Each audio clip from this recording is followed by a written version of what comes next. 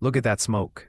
Fire, this isn't just an axe, it's alive. Forged in fire and it still breathes fire. Damascus steel, hammered and folded, until every line became a fingerprint of a flame.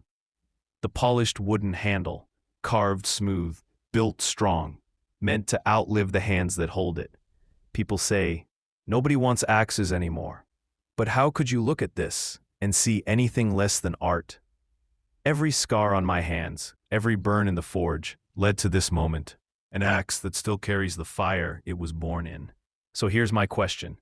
Do I stop making them, or keep forging for those who still value real craft?